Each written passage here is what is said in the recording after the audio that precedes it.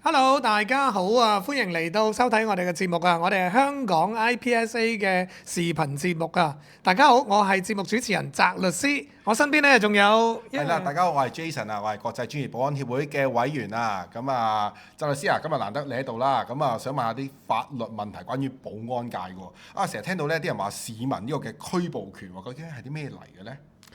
市民拘捕權，咁保安人員有冇拘捕權嘅呢？係咯，我就係想知啦，咩情況下呢？佢哋可唔可以去拉人哋嘅呢？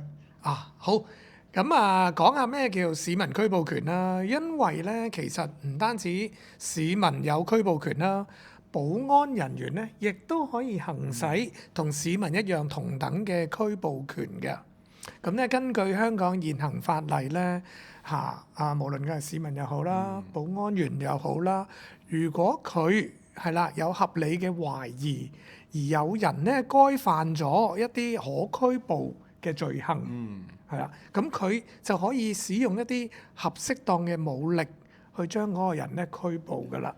咁點為之合適武力呢？我係要淨撳低喺地下度啊，將佢反手鎖住啊，定係話係可以點樣去進為合適呢？嗱，合適嘅武力咧就係講緊咧，即係如果嗰個你想拘捕嗰個人係阿婆，咁阿婆你唔使撳佢喺地下啦，你一手就可以捉住佢，阿婆唔好走咁樣已經足夠啦，係啦。咁但係，所以如果你將個阿婆撳喺地下成個人擲住佢啊，咁呢啲喺法庭眼中就未必係合適嘅武力咯。咁但係如果嗰個係雙撲手，咁你揾三個人一齊圍住佢嘅，咁可能呢啲就係即係相對地嚟講係比較合適嘅武力咯。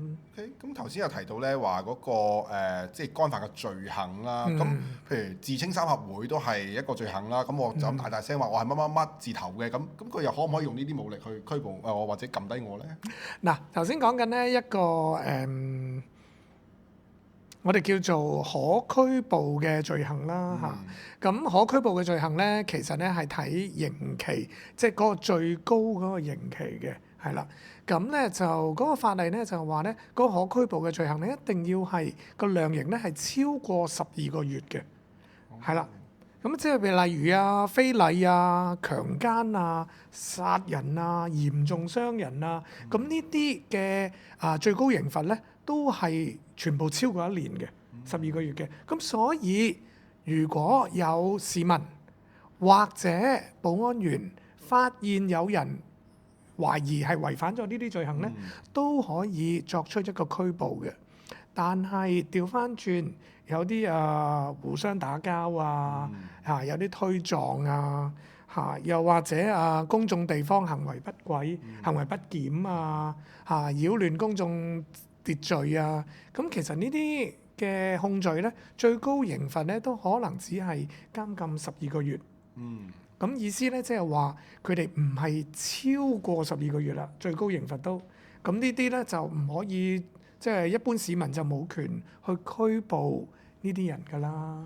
咁譬如我諗保安人員遇到最多有機會係盜竊啦，咁啱撞到個賊，佢可能偷嘢又或者意圖爆竊，咁樣呢啲又算唔算呢？算，因為咧盜竊罪行咧嗰個最高監禁刑罰咧係可以去到5年啊、7年啊，咁所以如果保安員發現懷疑有人喺個商場或者住宅裏邊爆竊嘅咧，絕對有權進行拘捕嘅。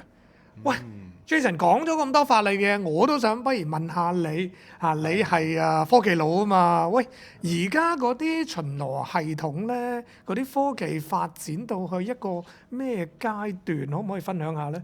而家呢，其實有好多科技係幫咗我哋嘅，例如你會成日聽到 AI 啦，甚至呢，而家市面上都聽到好多關於無紙化 ESG 等等啦。其實呢，原來我哋巡邏呢，講保安員啊，佢哋有啲系統嘅，會用緊一啲鐘棒嘅，甚至佢哋呢，佢哋好多事件呢都要用人手去抄低嘅。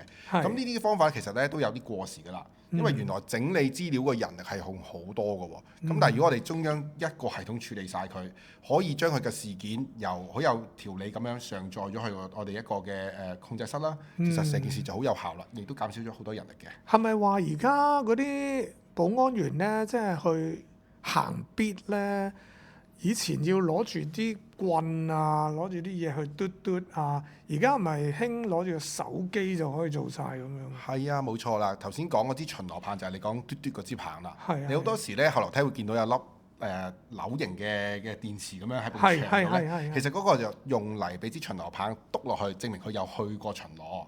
咁但係因為呢個記錄咧唔係實時嘅，佢需要支棒咧翻去嗰個控制室插落去先有反應。咁如果你用手機嘅話，因為上到網啊嘛，咁其實已經實時反映咗佢位置啦。咁保安員會遇到有啲問題嘅，例如巡邏期間會唔會失咗聯絡呢？咁其實原來而家呢，因為佢全部都係實時噶嘛，如果你唔去匯報個位置嘅話呢，控制室就打落去問佢咩事噶啦，就比起以前嚟講呢，會安全好多嘅。即係有呢啲叫做智能嘅中央管理嘅巡邏系統，就乜嘢都即時啊，實時睇得到。冇錯啊，係啊，因為例如啦，好多時我諗保安界都面對一啲問題啦，就係保安員都要需要放假嘅。咁睇間嗰個翻工可能翻遲咗，咁邊個知呢？可能去到一定時間先知喎。但係當佢實時嘅時候呢，咁啊好啦，佢只要唔撳翻工個掣喺嗰個 Apps 度，可能就已經知道佢冇翻到工或者未到個崗位啦。我哋保安室即刻知道，咁減少咗好多層嘅一個嘅管理嘅一個可能製造嘅嗰啲成本咯。都係用咗智能手機之後，你想覆慢啲都唔得。好啦，我哋今日就同大家分享住咁多，我哋下集翻嚟再同大家講多啲同保安有關嘅法律同埋科技發展啦。下集再見。